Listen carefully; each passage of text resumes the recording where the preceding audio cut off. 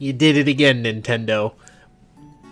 You surprised everybody with this thing. So for those of you who don't follow Nintendo news, or if you do and you haven't heard about this yet, Nintendo's big move, which they announced last Direct or right after it, was to go for more of a casual market this year. It's what they want to focus on, is more of the kid-friendly, casual gamer market. And I initially thought that this was going to be more of like, oh, you know, they're going to release like Kirby was announced recently. They're going to release more like casual games, similar to, you know, simple things that children can understand and they can play easier. I'm not saying that's a horrible thing, but that felt like it would intrude on someone like me, who's more of a hardcore gamer and loves Nintendo to death, and other such things that would happen. I honestly did not see this one coming. Nintendo's big plan, hold on, wait for it. Are you prepared? Is cardboard.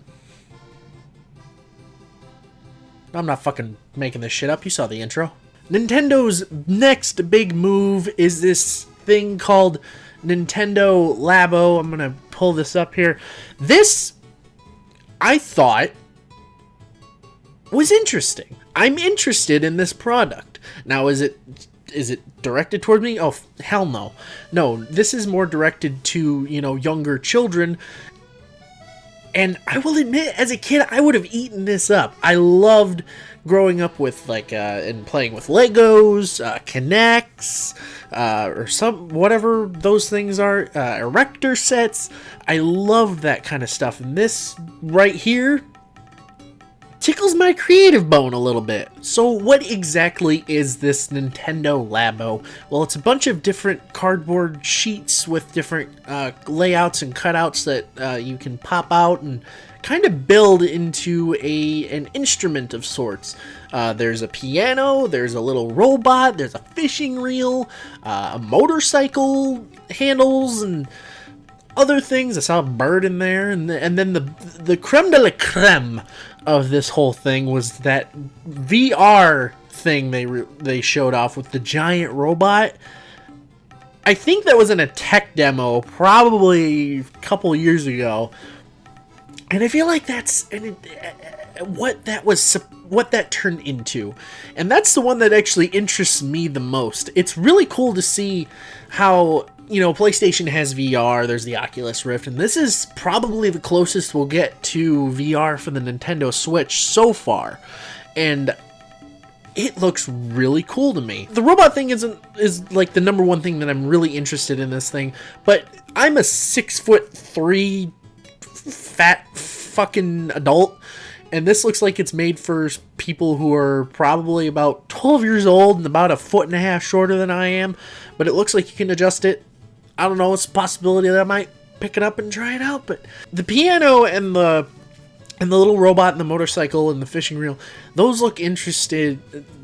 They look interesting to me as well. And I love the aspect that you can actually customize these. They're cardboard, obviously, you can do whatever you want with it, but just the customization options there with like markers and tape and paint, it's so creative, and it's a really cool idea for children.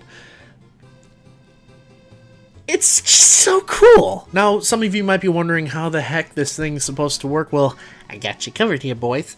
You see this, there's a camera built into every right Joy-Con. It's that little black bar that you see on the bottom of your right Joy-Con.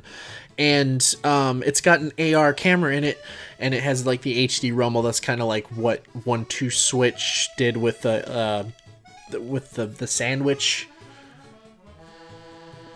Okay, basically in some of those aspects you can plug this piece in, not really plug it in, but kind of slide it into a dock port, and the camera reads certain movements that trigger something in the game. So for example, on the piano, you point the camera inwards, you press a button, it makes a certain sound, you know, like a piano would. Another one that I noticed, like with the motorcycle, obviously both Joy-Cons are used, but it looks like to make turns, you know, obviously the turning the thing to rev it, and then there looks like there's a little bar at the end of it that's probably used for like brakes, and you know it sees the thing turning, and obviously it's going to do that in game. The robot, when I think you put it in the backpack, there's switches in the backpack or levers that move up and down that shows you punching the buildings, or if you're going down to transform into a car. That's ingenious, and I feel like the Switch was designed specifically for this. Well, not necessarily specifically, but Nintendo had this idea in mind that they wanted to make the Switch more interactive. I mean, it's really cool that you can, you know, you can pick it up, you can take whatever you want on the go, you can play Doom on the go, Zelda, you know, you got a friend who wants to play Pokken Tournament, you pull off one controller, and it's a pain in the ass, but you can still use each little separate controller, but this is just cool. Now, Ace, I hear you cry through my computer screen, how much are these ingenious pieces of cardboard going to cost us as parents or as hardcore gamers who just want to collect shit? Well, there's actually going to be 2 different packs that are going to be sold separately on April 20th. The first one is a variety pack. It looks like it has the piano, the little robot bug, the motorcycle, the house, and the fishing rod. That's going to be sold at $69.99 or $70. And then the robot kit, which is the one that I'm interested in, but probably won't fit my fat buddy, is being sold for $80.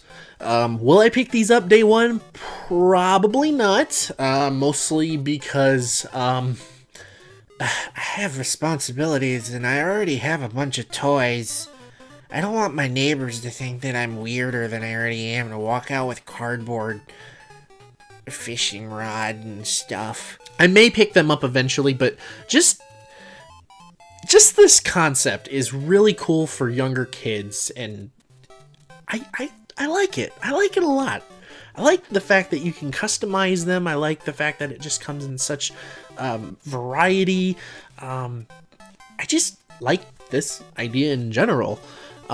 If I do end up picking this up, it's probably going to be mainly for my friends' kids when they come over. You know, they're gonna want something to do, and this is perfect. I mean, some of them are old enough to actually play a video game, but this here, for like someone who's maybe 4 or 5 and wants something that's not as quote-unquote challenging as something like Super Mario, this seems like a really cool alternative. Overall, guys, I absolutely love this idea. I was a little taken aback at first, but the more I watch it, the more I thought about it, the more I just think it's a really neat idea and an awesome thing by Nintendo. I feel like I'm watching the Wii all over again, and this is definitely going to push Switch console sales. I don't see the Switch. The Switch is like sales figures dipping hardcore anytime soon. And in the back of my mind, I feel like 1-2 Switch was the prototype to this game. This is what 1-2 Switch should have been, with really neat little things, and it would have made it not a piece of shit. And that's going to be all the time that I have for today, guys. Quick question, though. What do you guys think of Nintendo Labo? Do you think this is a smart move on Nintendo's part, or do you think this is a bad move on Nintendo's part? I'd love to hear you guys' opinions in the comment section below. And if you like this video, then why not hit that like button? It helps me out a lot. And if you're brand new, then why not subscribe to the channel for some more content from me, Ace the Gamer Dude. And with all that being said, guys, I hope you all have a wonderful evening. Don't forget to live strong, game on, and take care. See you later.